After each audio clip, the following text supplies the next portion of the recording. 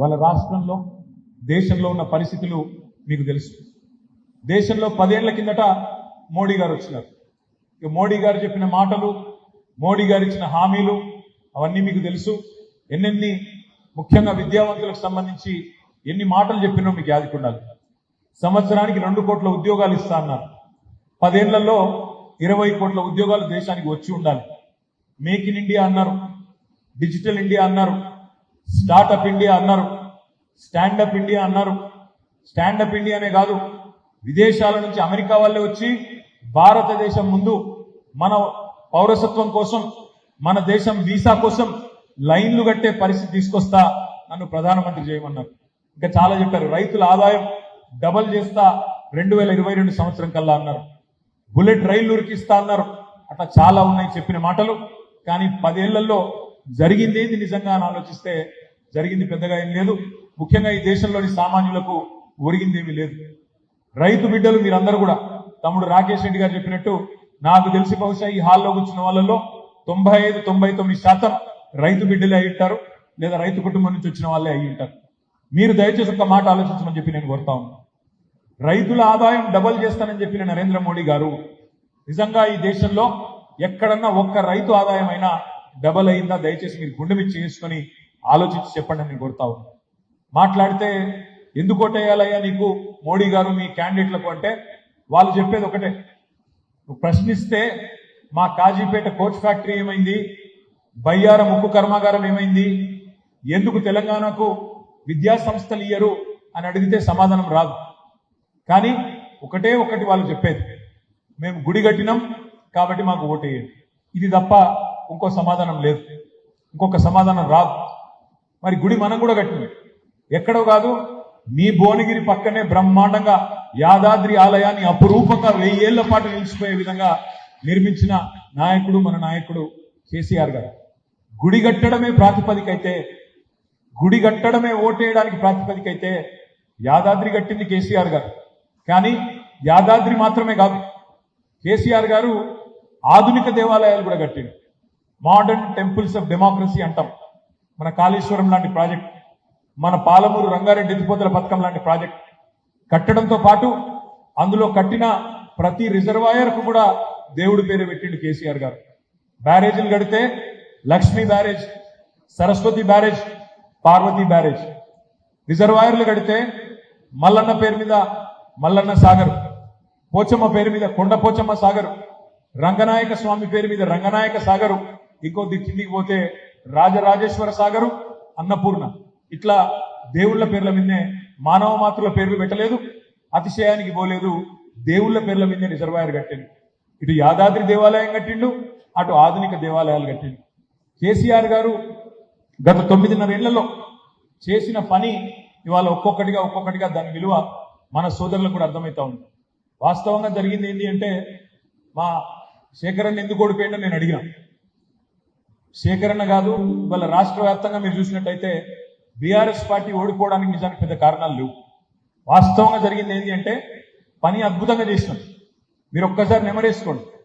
2014లో కేసీఆర్ గారు ముఖ్యమంత్రిగా పదవి బాధ్యతలు చేపట్టిన నాడు ఇదే భువనగిరిలో ఆనాటి కరెంటు పరిస్థితి ఏంది, ఆనాటి సాగునీరు పరిస్థితి ఏంది, ఆనాడు భూముల ధరలెంత, ఆనాటి మరి పరిస్థితి ఏంది, ఈ రోజు పరిస్థితి ఏంది, బేరీజు వేసుకుంటే నాకంటే బాగా మీకే తెలుస్తుంది. కేసీఆర్ ఉన్న రోజులు కరెంట్ ఎట్లుండే, కేసీఆర్ ఉన్న రోజులు సాగునీరు ఎట్లా అందింది, కేసీఆర్ వచ్చిన తర్వాత నల్లగొండలో ఫ్లోరోసిస్ సమస్య ఎట్లా మాయమైంది, మొత్తం తెలంగాణ భారతదేశానికి ధాన్య బండగారంగా మారితే, ధాన్యాన్ని అందించే ఒక కర్మాగారంగా మారితే, అందులో ఇవాళ నల్లగొండ బిడ్డలు కాల ఎగిరేసి చెప్పొచ్చు మీకు ఏమని, దేశం మొత్తానికి భూమ పెడుతున్నది మా తెలంగాణ అయితే మొత్తం తెలంగాణలో అత్యధికంగా వరి పండించిన జిల్లా నల్లగొండ జిల్లా అని చెప్పి వాళ్ళ నల్లగొండ బిడ్డలు గర్వంగా చెప్పుకునే స్థాయికి తీసుకొచ్చింది కేసీఆర్. ఉమ్మడి నల్లగొండను 3 జిల్లాలు చేసింది కేసీఆర్. అధికార వికేంద్రీకరణలో భాగంగా యాదాద్రి భువనగిరి ఒక జిల్లా, సూర్యాపేట మరొక జిల్లా, నల్లగొండ జిల్లా ఎట్లా ఉంది. ఒక్క గవర్నమెంట్ మెడికల్ కాలేజీ లేని ఉమ్మడి నల్లగొండ జిల్లాకి 3 మెడికల్ కాలేజీలు పెట్టిన ఘనత కూడా కేసీఆర్ ప్రభుత్వానిదే. ఫ్లోరోసిస్ సమస్యను శాశ్వతంగా పరిష్కరించింది కేసీఆర్ ప్రభుత్వం. భారతదేశంలోనే అతిపెద్ద విద్యుత్ ఉత్పత్తి కేంద్రం గౌరవ మంత్రి జగదీశ్వర్ రెడ్డి గారి నాయకత్వంలో ఆనాడు, ఈరోజు మీరు చూసే ఉంటారు పేపర్లలో వార్త, మొదటి 1600 మెగావాట్ల కమిషన్ అయింది దామరచర్లలోని యాదాద్రి విద్యుత్ ఉత్పత్తి కేంద్రంలో అని. అట్లాంటి అద్భుతమైన అల్ట్రా మెగా పవర్ ప్రాజెక్టు కట్టింది కేసీఆర్ గారి నాయకత్వంలో. ఉమ్మడి నల్లగొండ జిల్లా అత్యధికంగా వరి పండించే స్థాయికి మొత్తం భారతదేశంలో ఏదైనా ఒక జిల్లా ఉంది అత్యధికంగా వరి పండించే జిల్లా అంటే ఆ స్థాయికి చేరింది కేసీఆర్ గారి పరిపాలనలోనే. కానీ ఓడిపోయినాం.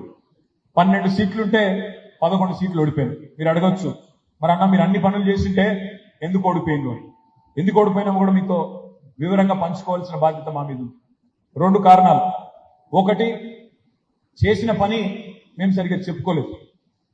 ఒక్క మెడికల్ కాలేజీ లేని నల్లగొండకు 3 మెడికల్ కాలేజీలు ఇచ్చినాం, కానీ ఆ విషయాన్ని ఇంటింటికి చెప్పుకోలేకపోయినాం. వాళ్ళు ఒక్క గుడి గట్టి అయోధ్యలో ఎక్కడో 1000 కిలోమీటర్ల అవతల వాళ్ళు ఇల్లు చెప్పుకున్నారు, కానీ పక్కనే అద్భుతమైన యాదాద్రి గట్టి కూడా మనం ఇంటింటికి తిరిగి మనం చెప్పుకోలేదు, చేసిన పనికి ప్రచారం కల్పించుకోలేదు. భారతదేశంలోనే అతి పెద్దదైన విద్యుత్ ఉత్పత్తి కేంద్రం మీ నల్లగొండ జిల్లాలోనే, మీ మిర్యాలగూడలోనే కట్టుకున్నాం, కానీ దాన్ని నల్లగొండ బిడ్డలకు కూడా సమర్థవంతంగా చెప్పుకోలేకపోయినాం.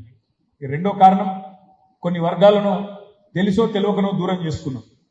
ఏ ఉద్యోగులైతే, ప్రభుత్వ ఉద్యోగులైతే మరి మాతో పాటు సకల జనుల సమ్మెలో పాల్గొని పెన్ డౌన్ చేసి ఆనాడు ఉద్యమంలో మాతో పాటు ప్రభుత్వంతో, ఆనాటి అప్పటి కాంగ్రెస్ ప్రభుత్వంతో పోరాడిన వాళ్ళు ఉన్నారో వాళ్లకు మేము సంతోషపడ్డాం. 73% జీతాలు పెంచినాం కదా, 73% వాళ్లకు ఫిట్మెంట్ ఇచ్చుకున్నాం కదా, జీతాలు కేంద్ర ప్రభుత్వ ఉద్యోగుల కంటే ఎక్కువ జీతాలు ఇచ్చుకుంటున్నాం కదా అని మేము సంబరపడ్డాం. కానీ మొదటి తారీఖు మాకు జీతం రాలేదని వాళ్ళు బాధపడ్డారు. అది ప్రత్యర్థులు ప్రచారం చేసిండ్రు. దాంతో ఒక సెక్షన్ ఆఫ్ ఉద్యోగులు దూరమైంది. నిరుద్యోగులు మా తమ్ములు ఒకవైపు ప్రభుత్వ రంగంలో 2 లక్షల ఉద్యోగాలు ఇచ్చుకున్నాం. 2 లక్షలు 9.5 ఏళ్లలో భారతదేశంలోని ఏ రాష్ట్రం కూడా, నేను ఎన్నికల సమయంలో కూడా రాహుల్ గాంధీ గారిని సవాల్ చేసిన, బీజేపీ వాళ్ళని అడిగిన, భారతదేశంలో ఒక్క రాష్ట్రం చూపెట్టండి, 10 ఏళ్లలో 2 లక్షల ఉద్యోగాలు ఇచ్చిన ఒక్క రాష్ట్రం చూపెట్టండి, ఇచ్చిస్తే నేను పోటీ నుంచి తప్పుకుంటాను కూడా సవాల్ చేసిన, సమాధానం రాలేదు. కానీ మేము చెప్పుకోలేకపోయినాం. 2 లక్షల ఉద్యోగ నియామకాలు జరిగినాయి అనే మాట చెప్పుకోలేకపోయినాం. కానీ ప్రత్యర్థులు బలంగా వాళ్ళకుండే సోషల్ మీడియా ఛానళ్లలో ఏం చెప్పినారు, అసలు ఉద్యోగాలు ఇయ్యలేదు, పేపర్ లీక్ అయింది, ఇదైంది అదైంది అని చెప్పి జరిగిన పనిని కూడా మొత్తంగా తప్పుదోవ పట్టించి ఇవాళ స్వల్ప తేడాతో ఓడిపోయినాం.